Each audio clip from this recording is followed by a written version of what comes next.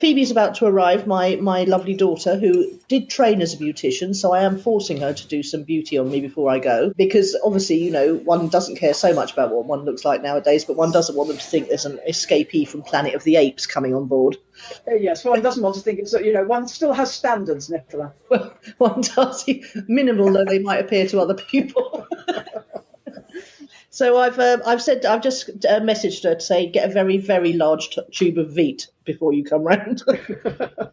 Now that may be bordering on TMI, too much information.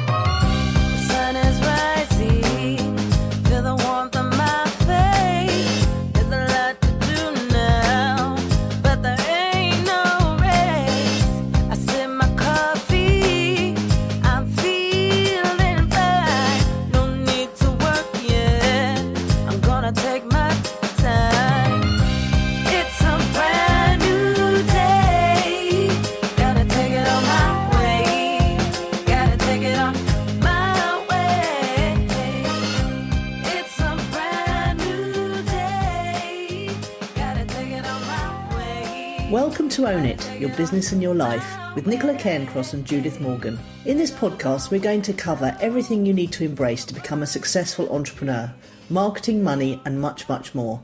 How to create a business doing just what you love. How to own it, your business and your life. This one will be fast, funny, feisty, and very lively. So sit back and enjoy the show.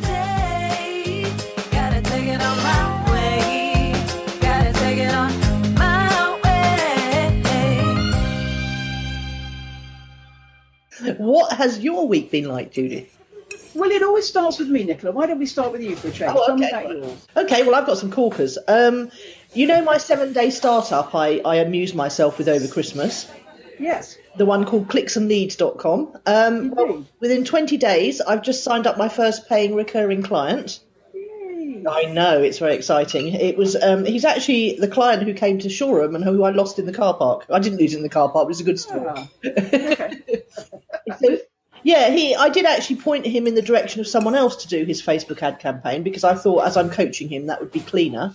But that person promptly pointed him back to me again. Oh, okay, how interesting. And he was cool with that, and it was good that we'd had that conversation about conflict of interest and all that business, because I felt I could then take him on because I had actually given him an alternative. Yeah, perfect. Yeah, so that's rather good news. I'm obviously off on the cruise, but I'll talk about that in a moment. We are number 2 or 3, depending on which chart you're looking at, in the iTunes chart in the business section overall, which is the first one you click to when you go into iTunes. If you click on business, you will see us in the top 3. It's absolutely awesome. That's marvellous, isn't it? Yeah, it's so exciting, and it just goes to show the benefit of getting good tuition when you want to do something, because I launched my first podcast with having just followed an online how to step by step, which was excellent, but it was more about the techie stuff than the marketing stuff. And then I joined Podcasters Paradise, as you know, and all the how to get the biggest bang for your buck when you launch was in there as well. So I just followed that for our podcast, and it's reaping benefits. So I think a little bit of investment in some good tuition from someone who knows what they're talking about is extremely valuable. So finally, off on the cruise this week. I'm so excited. I have everything I need. I'm totally organised. I bought a lot of cruise wear last year because I've never been on holiday for a few years. So this year all I had to buy was 6 T-shirts, a new nightie, a straw handbag because I felt a bit daft going around with my Italian leather one on the beach last year, and a selfie stick. Oh yes. So I can fit all my fat friends in the pictures because we're all a bit funny. So who are you going with? Oh, I'm going with my favourite gang, which is Andy. Greg's coming this year. Pete, Mark Donnan, the branding expert. The one who used to work for Mars and Viagra, and he used to say that would make a hell of a party. Yeah. And better than well, almost better than that. I can't say better than my buddies, obviously, but I'm meeting Molly from Rich Sheffrin's office for a drink at the party. She's coming over, and she's got a surprise for me, and I don't know what it is. I hope it's not the chair that I scavenged on our scavenger hunt when I went over there, because it's rather large. And is Minesh coming?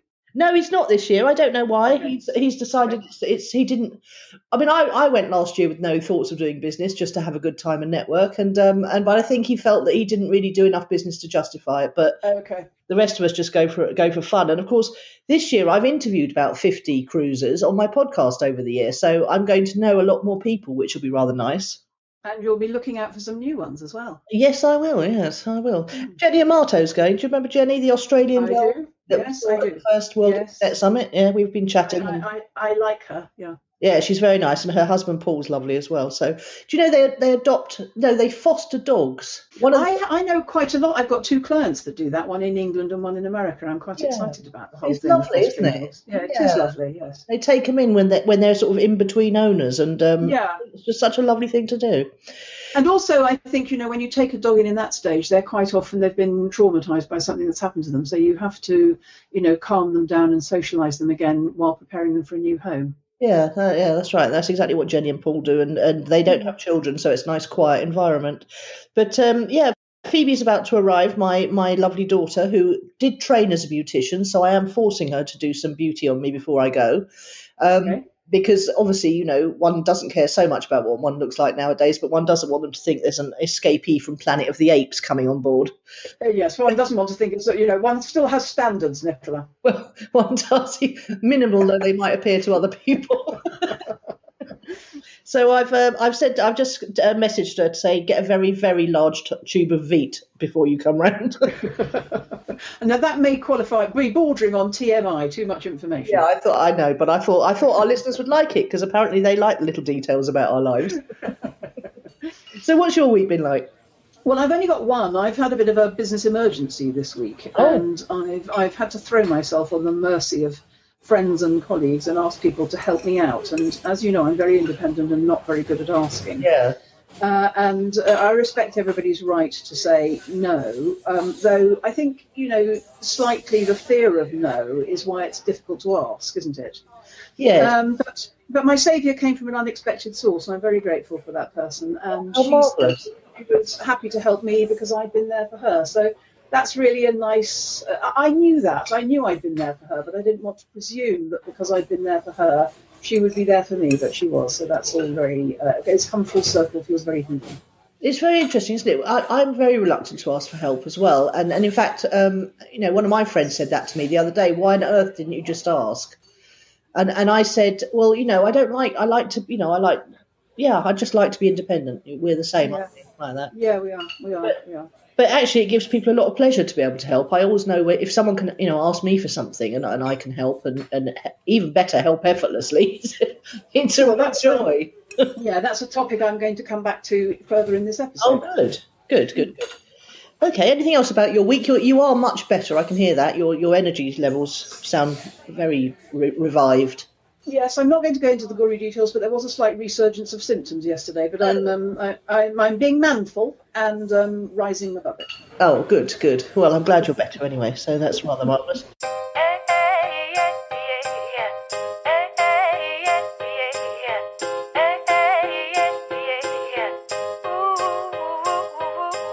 What's fueled your fire this week then? Well, I've always said from the beginning that the thing I like, what fuels my fire about my business is my clients getting great results. And this is a variation on that theme, which is one of my clients is about to publish a book. I think it's her second, actually. And I've received an invitation to not one, but 2 book launch parties, nice. one of which I'm proposing to go to is only a handful of us have been invited to tea in a luxury hotel and spa. So that just feels very nice to be in a very small group of people who are regarded as, when you read, sometimes you and I both read our names in the acknowledgements of other people's books. That's nice, but this is like even nicer because it's a smaller group, and I've been invited to a slap-up do. That's lovely. And it's interesting you say that because often people don't credit the people who've helped them. You're always very generous about that, especially on this podcast. But there are, and I've got several other friends who always say, "Oh, Nicola taught me that." But there are, and I understand why, because if you credit all your gurus, as I did in the Money Gym book, people just think that it's a cobbling together of other people's wisdom. So it's much better if you don't credit your gurus, because then everyone thinks all the wisdom's come from you. But it's okay. That's never occurred to me actually. But then my worldview is quite weird. You're a very abundant thinker, and so am I. And I think spreading the love around is a rather marvellous thing. So yes, you're off to a spa and cake day. How lovely! Well, it's tea at a luxury hotel, which also happens to be a spa. 90 minutes from London, nice little rundown on a Saturday afternoon. But it's more really, it's so nice to be asked. We had this thing last week about being asked to dance. It's just nice to be asked, nice to be acknowledged, nice to be thought in this woman's power team. Absolutely. That's just made me realise I've had another miracle this week. Oh, my word. I am the Look at you go. Look at you go with those miracles. What's I know. Well, in one of the conversations where we were talking about the cruise, one of my mates just said something along the lines of, "Are we gonna come and pick you up?" "No, we won't do that. It's too far out of the way. It'll add an hour to the journey." "How are you going to get to the airport?" And I said, "I'll just get on a train. Really, there's the train station's around the corner." Because you know that the 91-year-old drove into my silver Mercedes. Yes. And I haven't bothered replacing it because I was trying to work out if I needed it enough to replace it to justify the expense of running a car when I only get in it twice a week. Yeah. If that. But what I have realised is not having a car makes me feel rather poor, and it also does stop me going places. For example, B&Q, where I rather urgently need light bulbs and I can't be bothered to go there on the bus.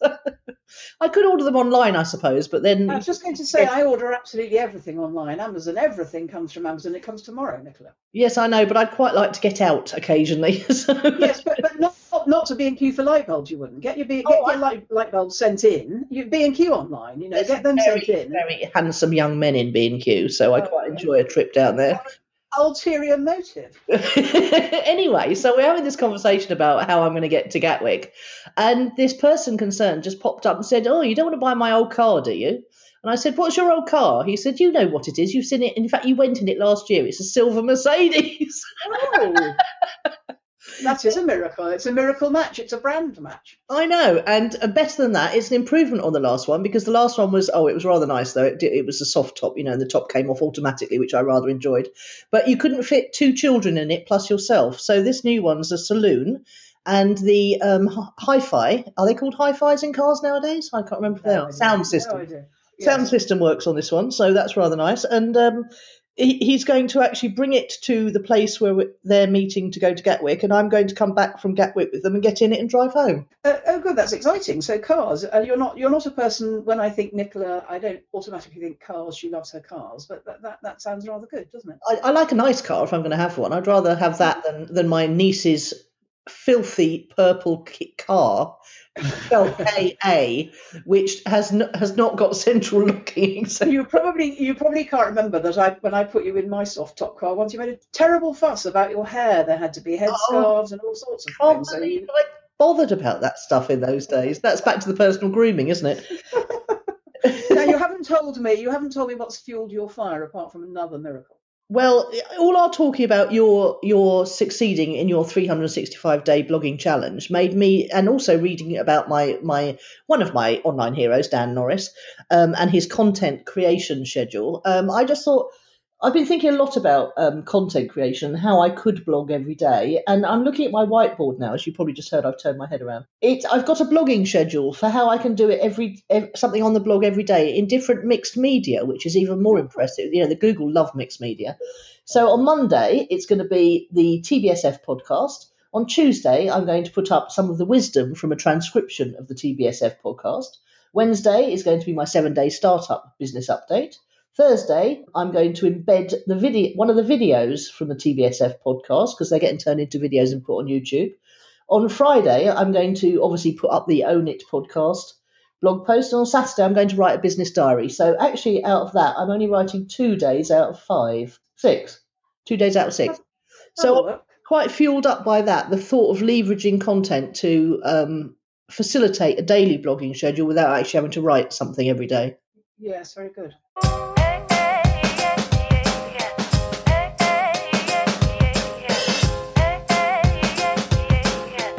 What's the client challenge of the week then? Well, interestingly, what was the name of the man that you said that was going on the cruise with you that was a bit of a branding expert? Oh, Mark Donnan. Yes, okay. So the client challenge of the week is about branding. Oh, Logos, branding, graphic design, how your website looks, how important is that?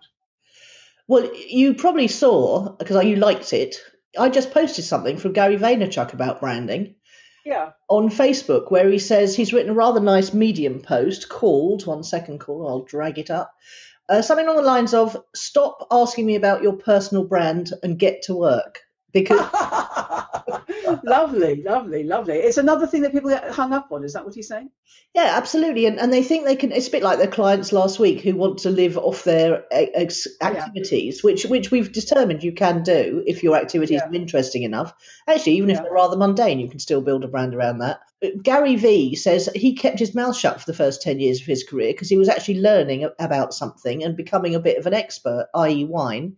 And it was only once he knew enough to start talking about it that he started building his personal brand. And he didn't even know he was doing that in the beginning. He was just trying to share his knowledge. So actually, it's about sharing what you know for the benefit of others. And if you do it in a way that's uniquely yours, as Thomas Leonard used to say, it will be uniquely yours because it will be going through the filter of your experience, etc. Just start executing, and your brand will build itself around you. Well, yes, because you become the brand in that example. So I have a lot of clients who are setting up websites, and there's a lot of fuss about do you like this one or this one, and I'm always frightened when they ask the group, because all it does is split the vote. 25% goes for number one, 25% for number two, 25% for number three, 25% for number four. How does that help you? Make up your own mind, bang up a banner, let's get on with it. We can change the banner anytime we like. I think it's easy for me to say because I'm not a particularly visual person. When people offer me, what do you think? Honestly, my mind often goes blank. Yeah. But it's difficult, isn't it? Fanning about with fonts. Oh, that should be a book. Fanning about with fonts or a blog post or something. So you just bang something up and get going, do you, Nicola? Well, I'm a highly visual person, but I find graphic design one of the most boring things on the planet. So, logo choosing is a pain for me. So what I tend to do, and in fact, what we did with Own It, that would be an interesting example to talk about perhaps, was that I did brief a graphic designer who'd been recommended to do podcast logos. I told her, I had a little crack at it myself on Pixlr. So, I sort of had a little bit of an idea about what I wanted after having looked at a lot of other podcast logos on iTunes to see which one stood out for me. I briefed the graphic designer. She had several cracks at it. I hated them all. I gave her feedback on where she was going wrong. She had another crack at it. I hated them all. So we ended up going with one of my logos in the end because I preferred it to anything she came up with. I hated our blog design initially, but I went with the one that I knew would work for a podcast. And it was just good enough for the time being. And then yesterday I came across a rather nice theme called Wilson, which is a free theme. You can upgrade to get certain other little things, but we don't really need them, so I haven't. You just get moving, get executing, and improve as you go along, really. Look nice, though. So do you ever go to a website where you think, oh, I don't want to work with them because it looks so horrid? Yes, often.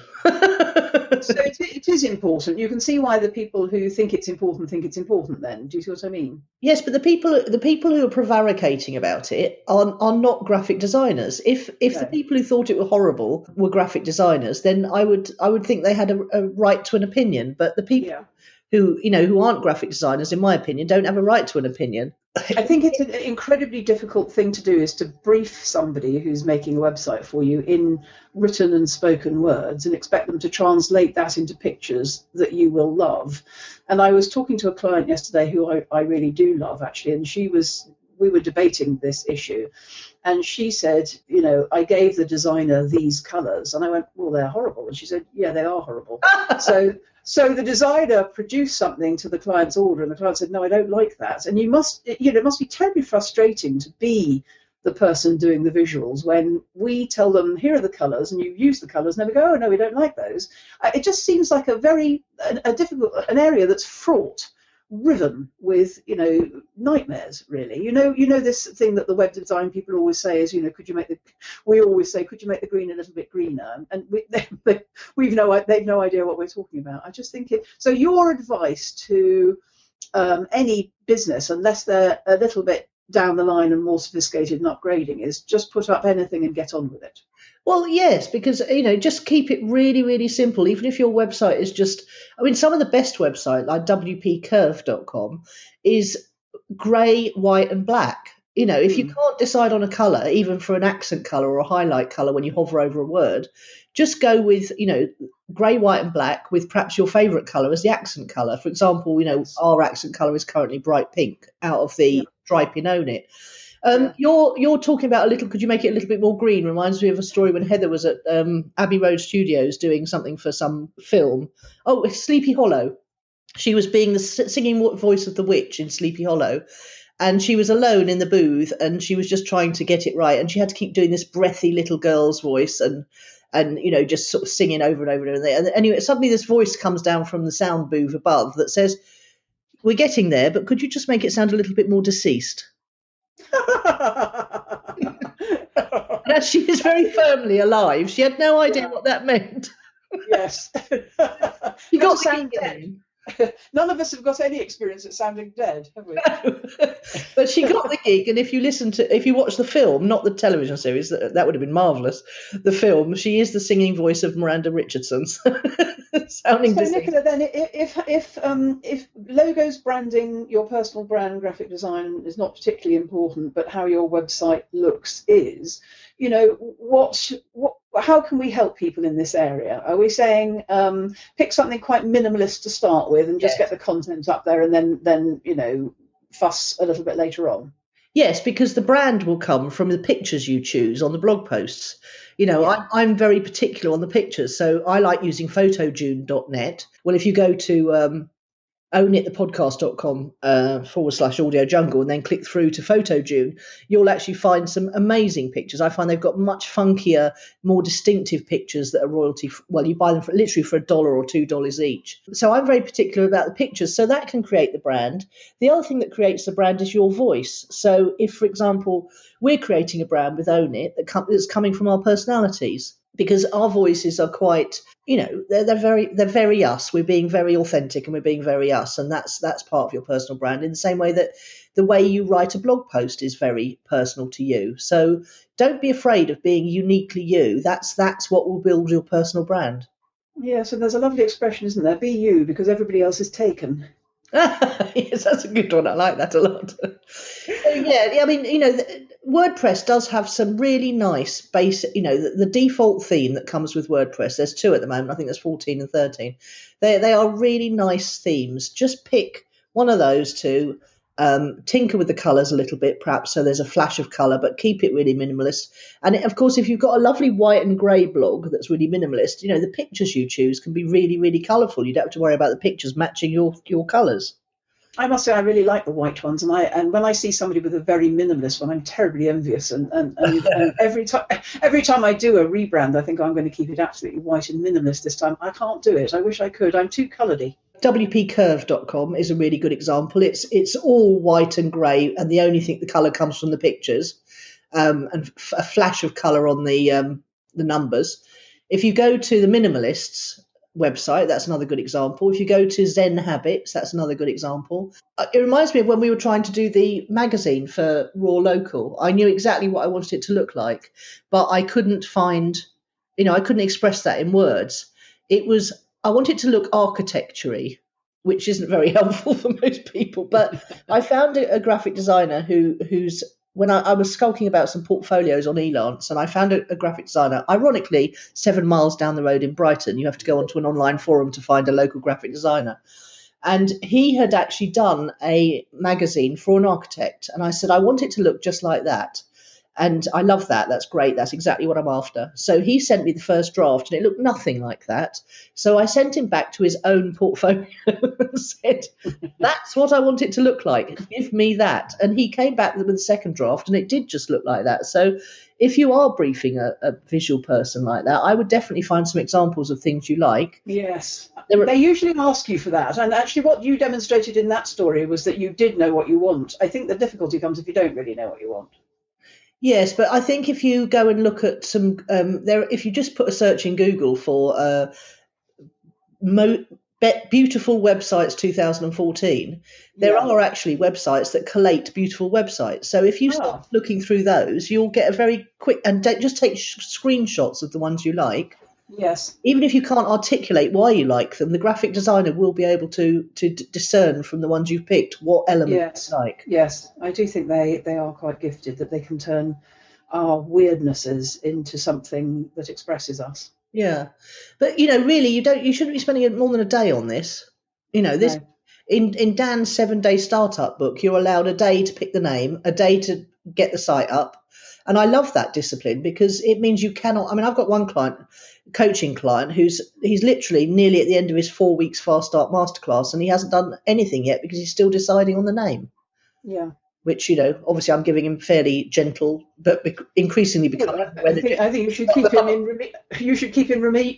remedial. He should stay behind in remedial week 1 until he's got his name, Nicola. Yeah, possibly. Yes, he's saying I can't find the .com now, and I said, look, if I can find clicksandleads.com, you can find a website, a .com you like, for heaven's sake. Yeah. Yes. Put the on the front of it for whatever it is you're thinking of. And that's the other thing, isn't it? Clients are so reluctant to tell you what their ideas and their names are because they're worried that someone else will steal them. How weird. Again, execution is 90% of business success, as Gary Vaynerchuk would say this. He would heartily agree. Get it up there, get it rolling. You can always change the name later. You can always change the logo later. You can always change the website later. I mean, we changed the name of this just literally before the first episode went out, didn't we? Because I hadn't read your emails properly.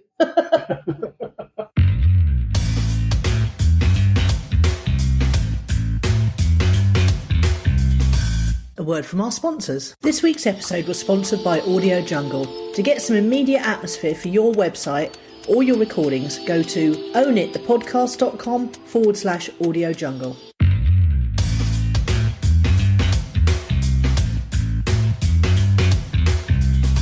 What's your word of the week then? It's related to my first story. It's receive. Oh.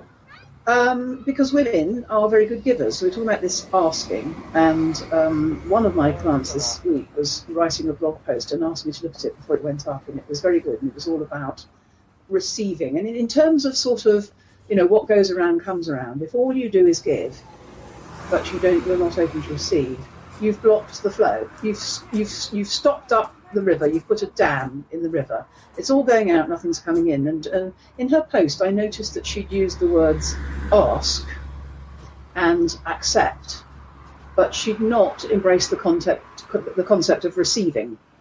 And I think, I am open to receive is one of my favourite affirmations. And it goes hand in hand with this thing of not being very comfortable about asking and being very comfortable with giving, but not very comfortable with receiving. And I just think receive, that's it. Receive is my word of the week. Let's all, listening and playing along, let's all have a go at receiving. Because if we're all givers, it doesn't work, does it? No. if people won't receive, we can't give. Tell me a bit more about the difference between receive and accept. Yes, it's interesting, isn't it? I think if I don't know how this works. I can only answer this as Judith. I think if you gave me a present, I'd be happy to accept it. But there's something about receiving, which is a state. I need to be in a state of receiving as well as giving. So it's a permanent openness to receive. And I know that I have stopped up that channel myself because I'm a bit picky about what I want to receive.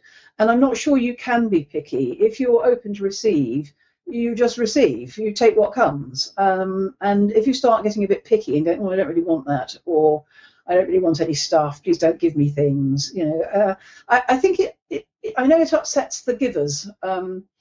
It's a thorny topic, Nicola. I don't know. For me, accept, there's a slight grudginess in that, whereas receive is open. Yes, so accepting. Let's use some examples. So you're happy to accept a present, but receive. I'm sad to report that I haven't been happy to receive presents. I think that's part of the thing. I'm only happy to receive something I want. I'd rather you gave me a voucher and I bought it myself. But that's a bit curmudgeonly, you see. So I think acceptance can be, well, in this context, accepting something might be a compliment or something I didn't know I wanted, or an unexpected surprise, or an invitation to tea for the book launch. But receiving is a channel that I have permanently open. I think I've got a little handle on it now. Ah, Accepting is where you're just taking something from someone and you're not beholden to them or indebted to them. But receiving sounds like it might imply an element of being vulnerable, being indebted, being beholden to. yeah, I'm not sure it's that. I think it's that a lot of us, not all of us, but some of us, and in my experience, mostly, but not exclusively, women, we're very, very practiced at giving. We love giving. We can't help giving. We give whether you want it or not. Yeah, that's a good one. Mothers particularly, it's giving out, isn't it? It's you've got to keep the little blighters alive to begin with, and you've got to run rings around them and drive them here, there, and everywhere, and give them pocket money, blah blah blah blah blah. If you get stuck into 10 or 15 or 20 or even a lifetime of doing that, it is quite difficult to receive. It becomes habitual, and a bit like my seesaw. A seesaw is balanced. You're on one end is receiving, and the other is giving. And if it's tilted, so the giving end is heavy and down, it's just out of whack. And in order for this to work, in order for all of us who love to give to be able to give freely, it's one-sided. It doesn't work unless we're open to receive. For me, the channel being open to receive allows me to receive things that are good for me, whether I like it or not. It doesn't necessarily involve beholden or indebted. It's about habitually being a giver and realizing that that's broken. Yes, and also if you're not open to receiving help, whatever it is, it's not going to come, because somehow you put up these psychological walls, and other people can sense them, and they don't offer because they know. No, they shuffle off, and they stop trying to give to you because you say no in one way or another. Yeah. I remember the first time Phoebe took me out to dinner. It felt all wrong, but it felt all right at the same time. Yeah, it's interesting. One of my nephews has said to me, and I look forward to the day when I can afford to buy you supper at Pizza Express rather than the other way around. I think that's really sweet. Yeah, and you must let them as well, because they'll be so thrilled. Oh, I know. And do you remember Sandy Forster, who wrote a book called Wildly Wealthy Fast? She's an Australian lady. I really liked her book. She's got some fantastic affirmations, and quite a lot of them are about receiving. Abundance and wealth is about receiving. Some of it comes to me easily, like your new silver Mercedes. Yeah, absolutely. Yes, lovely word. And yours? Well, you're going to like this. It's introvert, because not wanting to steal your thunder or anything, but I think I'm a bit of an introvert. Well, the creators are 50-50.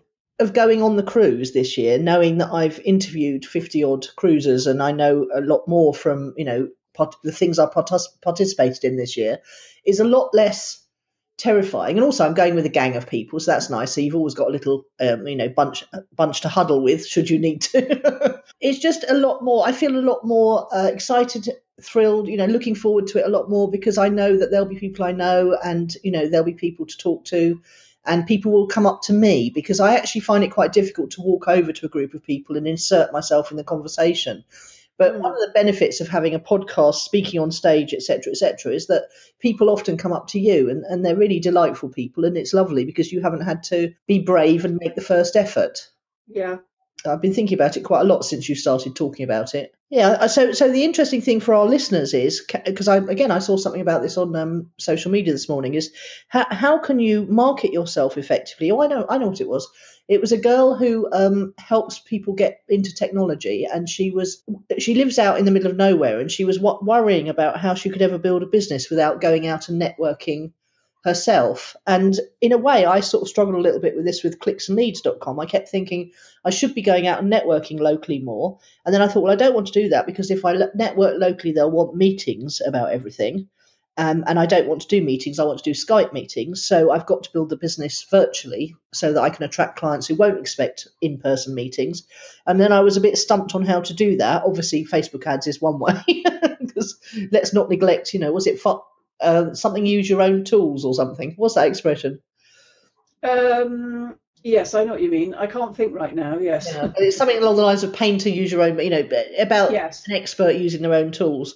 Yes. So yes, there is that way. But then I found that just going in and talking in various groups and helping people with their online marketing has created a profile for me as someone who knows about this stuff, and people are starting to recommend me now. So I think as an introvert, you can definitely build a business without ever having to go out of the house if you I find. think that's definitely true. Yes, I will go back to and make 2 points about the introvert extrovert thing. Is that whilst the world must fall into one half or the other, the majority of us through jobs in our early careers have been socialized to be in the introvert space, which is we can manage, we can go out, we can stand on stages, we can go to meetings, we can do all of those things because our day jobs required it of us. You had to go to work, you had to play nicely with other people.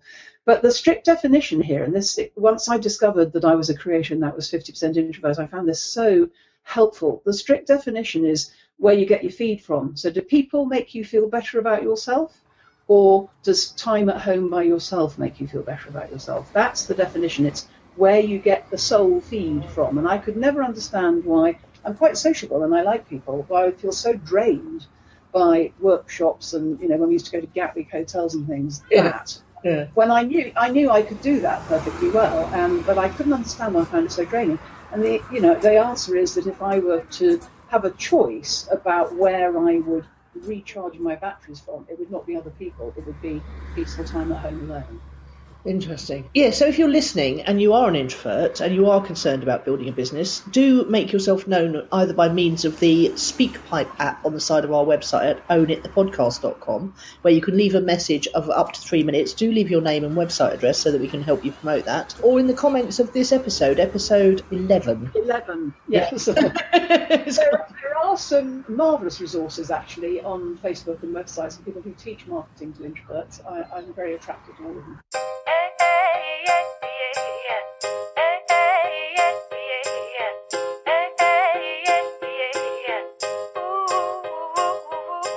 So who or what's impressed you this week? Well, it's the endless creativity of self-employed people. There's no shortage of ideas. In fact, I remember somebody once who taught us that if you're frightened of running out of ideas, if you write down in a book the ones that are on the forefront of your mind, more come. And how this manifests itself in my crew is that, however stumped somebody is, they're never stumped for very long, because if you just say out loud, I'm a bit stuck on this, ideas just magically appear from somewhere, like your Mercedes. It's the endless creativity of self-employed people. We're full of ideas, we're full of solutions, we're full of workarounds, we're never stumped for long. And I find that impressive. You can knock us down, but we get back up quite quickly and have another crack. Yes. I said to someone yesterday, something along the lines of, they said, what's clicks and leads all? I said, that was my New Year idea. I said, but then very swiftly after it was my New Year's resolution, which was not to have any more ideas this year. They came in the wrong order, Nicola, didn't they? Well, no, I'm really pleased they came in that order because it's working beautifully. But I'm definitely resolved not any new ideas I have this year. My endless creativity will be going towards the front end marketing rather than the. I agree. They've definitely got to be channeled into one's existing opportunities rather than to be new ones. But yeah.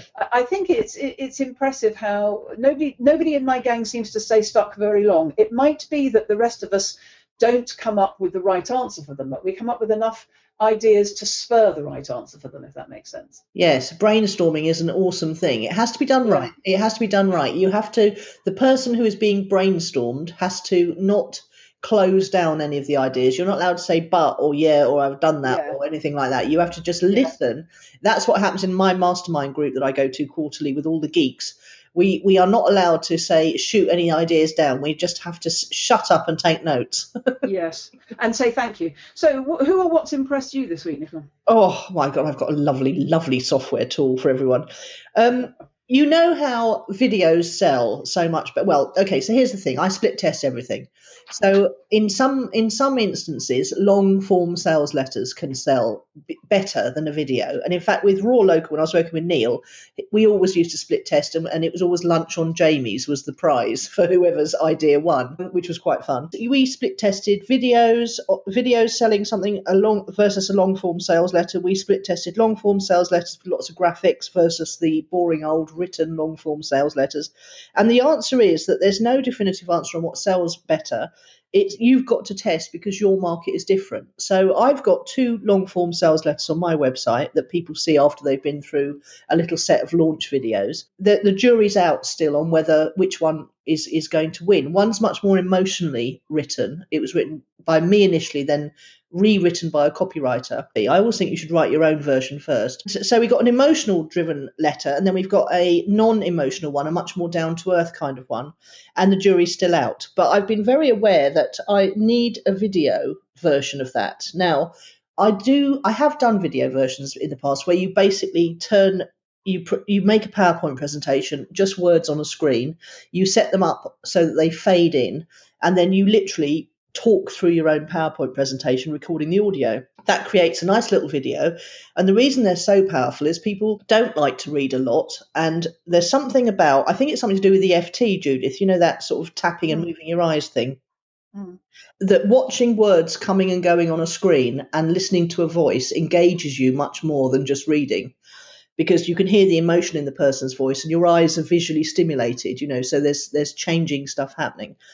But there's a really lovely new tool on the market now called Easy VSL. I thought I'd give it a crack because one of my less techie clients said he was using it, and I thought, hang on a minute, I haven't heard of this one. It's brand new. And basically what you do is you can either write your script in something like, you know, you can write it like a letter, like you're talking to someone, and then you can copy and paste that in to easyvsl.com, and then you go through and you put a little you just put it's like control return. You just do control return or copy paste where you want the slide to transition, and then it turns it into as many slides as you want.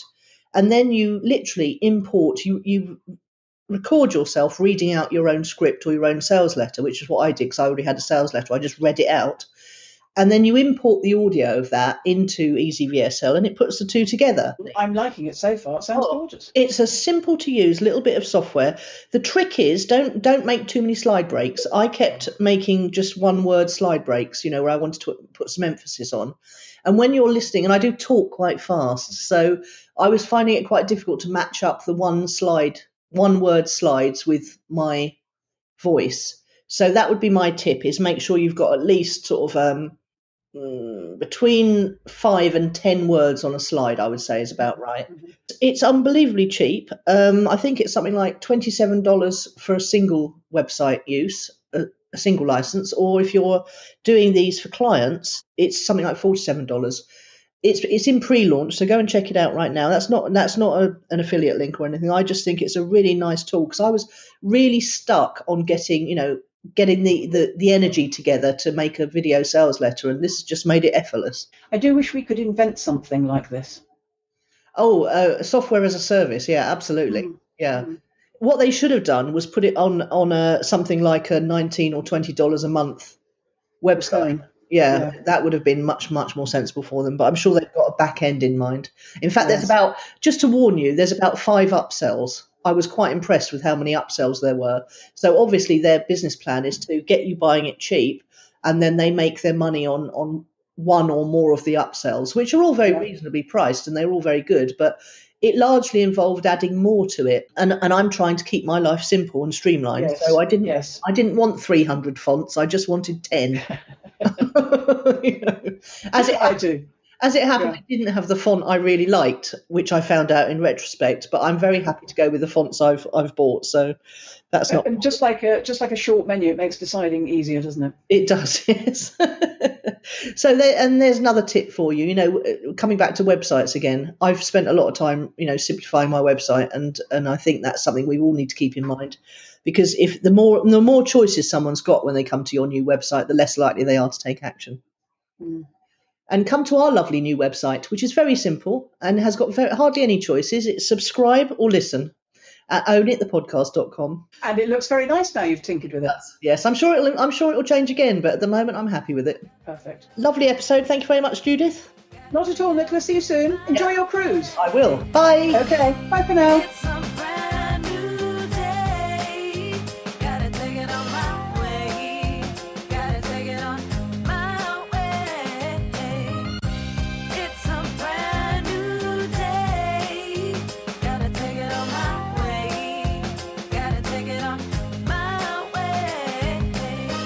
You've been listening to Nicola Cairncross and Judith Morgan. The podcast is called Own It, Your Business and Your Life. Do come and visit us at ownitthepodcast.com. We love to hear your feedback. You can find out more about Judith and visit her on her website at judithmorgan.com, and you can find Nicola at nicolacairncross.com.